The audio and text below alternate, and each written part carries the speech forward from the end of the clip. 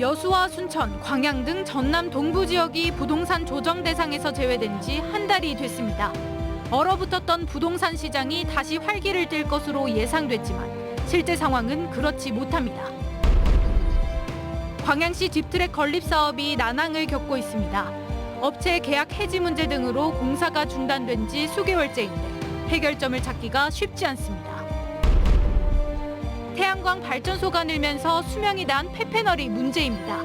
치명적인 환경 문제를 초래할 수 있기 때문입니다. 전남 지역 학생들의 급식비 단가가 전국에서 가장 낮다는 주장이 제기됐습니다. 최근 식재료 값까지 급등하고 있어 학생들의 급식은 상대적으로 더 부실해질 수 있다는 지적입니다. 안녕하십니까. 화요일 밤 여수 MBC 뉴스데스크입니다. 정부가 여수와 순천 광양 지역을 조정 대상 지역에서 제외한 지 한 달이 지났습니다. 규제가 풀리면서 부동산 시장도 활기를 띨 거란 전망이 나왔지만 기대와 달리 가라앉은 모습입니다. 유민호 기자입니다. 여수의 한 신축 아파트입니다. 곧 입주를 앞뒀지만 기존 분양가보다 많게는 1,000만 원 낮은 가격에 분양권 거래가 이루어지고 있습니다. 이 사람들은 더 힘들어하죠. 좀 자꾸 빠져나오려다가 손에 보고라도 나가려다 그거죠 이제. 그래도 뭐 나올 사람이 없으니까. 지난 6월 말 정부는 여수와 순천, 광양 등 전국 11곳을 조정 대상 지역에서 해제했습니다. 대출 규제와 세제 등 빗장이 풀리면서 지역 부동산 시장엔 기대감이 돌았지만 침체가 이어지고 있습니다. 이 가운데 광양은 조정 지역 해제 여부와는 별개로 미분양이 1,200여 가구까지 쌓이면서 지난주 4개월 만에 미분양 관리 지역으로 재지정됐습니다. 끝난 뒤로 별로 또 상황이 그리 좋지가 않아요. 왜냐하면 고금리에다가 이제 대출을 받고 싶었던 분들도 고금리 때문에 좀 망설이시고 또 분양이 또 많다 보니까 세 지역 모두 아파트 가격 내림세까지 이어지는 상황. 금리 인상과 경기 침체의 이 같은 분위기는 당분간 더 지속될 전망입니다. 이자 부담이 있기 때문에 매수세가 꺾여서 수요자가 대기 수요로 남아서 거래 실종 상태까지 갈 수 있습니다. 연말이나 내년 상반기까지 갈 가능성이 높습니다. 전문가들은 투자 목적으로 부동산에 접근하거나 실수요자도 무리하게 대출받아 집을 사는 건 주의해야 한다고 조언했습니다. MBC 뉴스 유민호입니다. 공영민 고흥군수가 취임 한 달을 맞아 민선 8기 고흥군의 발전 계획을 설명했습니다. 공영민 고흥군수는 오늘 고흥군청에서 기자간담회를 갖고 10만 인구 달성을 위한 우주발사체 산업클러스터 조성과 광주 나로 우주센터 간 고속도로 조성 등 고흥군의 발전 목표를 제시했습니다. 공 군수는 분열과 갈등 없는 통합의 고흥을 만들겠다며 전임 군수의 추진 상황도 대부분 이어받겠다고 덧붙였습니다. 민선 8기 여수시가 지역 주요 현안 사업에 필요한 국비 확보에 나섰습니다. 정기명 여수시장은 오늘 기재부를 방문해 여수 화태 백약 도로건설 공사와 전라선 고속철도 건설 등 8개 사업이 원활히 추진될 수 있도록 지원을 당부했습니다. 특히 남해와 여수, 고흥을 잇는 화태 백야도로의 경우 2026 여수 세계 섬 박람회 개최 시기에 맞춰 임시 개통이 가능하도록 내년도 국비 지원을 요청했습니다. 광양시가 추진하던 딥트랙 건립 사업의 부정 입찰 문제가 불거진 이후 수개월째 공사 중단 사태가 이어지고 있습니다. 광양시는 문제를 일으킨 업체에 계약 해지를 요청했다 거부당해 수사 결과만을 기다리고 있는 처지입니다. 문영철 기자입니다. 광양 망덕산과 배알도를 잇는 공중하강 체험시설, 일명 딥트랙 공사 현장입니다. 지난해 말 감사원 감사 결과 특허 공사를 따낸 업체가 실적 증명서를 위조한 사실 등이 밝혀져 수사기관에 고발당했고 결국 공사도 중단됐습니다. 이후 광양시는 새로운 업체를 선정해 후속 공사를 진행할 계획이었습니다. 하지만 8개월이 지난 지금까지도 작업은 이루어지지 않고 있습니다. 문제가 된 업체 측에 2차례나 계약 해지를 요구했지만 모두 거절당했기 때문입니다. 광양시는 결국 해당 업체가 기소되면 새 업체를 선정하기로 하고 검찰 수사 결과를 기다리고 있는 상태입니다. 무혐의로 나온다든지 그러면 계약 해지를 다시 되돌릴 수는 없거든요. 그러면은 치유하기 어려운 행정행위가 발생하기 때문에 검찰의 결과까지는 받아보는 것이 맞겠다. 지난 5월 해당 업체를 상대로 30억 원의 손해배상 청구 소송을 제기했던 고흥군도 2년째 운영이 중단되고 있는 집트랙을 어떻게 할 것인지에 대해선 아직 결론을 내리지 못하고 있습니다. 고흥군은 1심 판결이 내려진 이후 후속 조치의 방향을 결정하겠다는 입장이지만 소송을 제기한 지 석 달이 지난 지금까지 첫 번째 재판조차 열리지 않은 상황. 감사원이 지적했듯 사업자 선정 과정에서 충분한 검토가 있었다면 막을 수 있는 문제였지만 허술했던 행정 탓에 야심차게 설치한 관광시설이 이러지도 저러지도 못하는 애물단지로 전락하고 있습니다. MBC 뉴스 문형철입니다. 자치단체에서 만들어 놓은 각종 전시시설들이 애물단지로 전락하고 있습니다. 제대로 활용되지 못한 채 방치되고 있지만 자치단체도 묘수를 찾지 못하고 있습니다. 박종호 기자가 현장 취재했습니다. 지난 2006년 지어진 영암 마한문화공원입니다.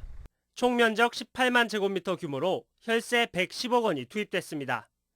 2019년부터 3년간 총 방문객 2만 명, 하루 평균 관람객은 18명 수준입니다. 대표 시설은 고분탐사관. 마한 유적 중 하나인 고분군의 출토 당시 상황을 재현한 시설인데 먼지만 가득합니다. 손님 없는 공간 천장에는 에어컨 12대가 설치돼 있고 손님이 없으니 모두 작동되지도 않습니다. 지금 에어컨이 뜨거든요. 그러니까 서비스가 닫아가지고 공사 끝나고 같이. 공원 개장 이후 2012년까지 추가 건립하기로 했던 국토미디어 공원과 향토체험장 등의 시설은 계획조차 사라졌습니다.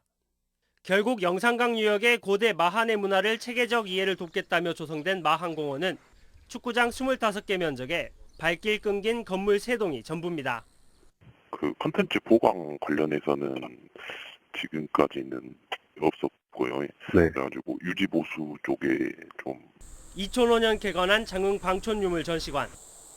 장흥 위씨 성을 가진 향반들의 문화를 알린다며 만들었습니다. 개관 당시 꾸려놓은 전시물은 단 한 차례의 기획 전시 행사 한 번 없이 17년째 유지되고 있습니다. 2019년 이후 찾은 관람객은 9천여 명으로 하루 평균 관람객은 8명에 불과합니다. 시설 운영에 한 해 3,500만 원이 들어가고 있습니다. 최근 그 내부 전시는 변경사항은 없는데 추후에 이제 전시 순환하려고 예정 중에 있어요. 다산 정약용 선생이 18년간 유배 생활을 했던 강진군. 정약용 선생의 발자취를 관광 자원으로 삼겠다며 2014년 다산 박물관을 지었습니다. 상설 전시되고 있는 70여 개 전시물 중 절반은 남양주 다산실학관, 서울대 규장각 등에서 원본을 복제한 작품으로 볼거리가 빈약합니다.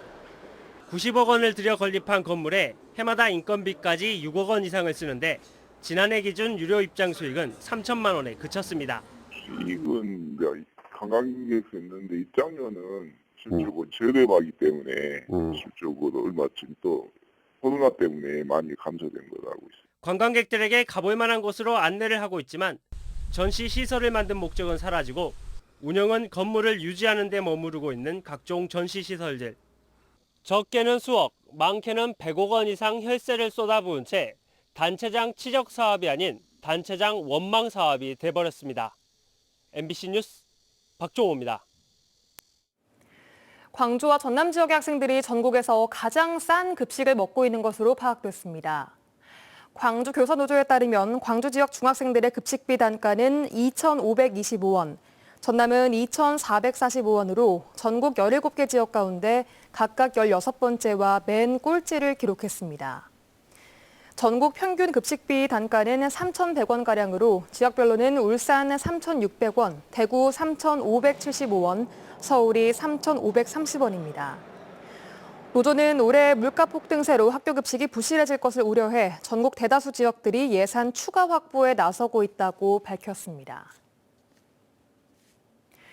올 들어 전남 지역의 누적 폭염일수가 33일을 기록하면서 피해도 잇따르고 있습니다. 전남에서는 현재까지 온열지로 환자 74명이 신고된 가운데 돼지와 닭, 오리 등 가축 2만 4천여 마리가 폐사했고 농작물 고사 피해도 471헥타르에서 발생한 것으로 집계됐습니다. 전라남도는 9월까지 폭염 대책 기간을 운영하면서 무더위 쉼터 활성화, 취약계층 안부 전화 확대 등 예찰 예방 활동을 강화할 방침입니다.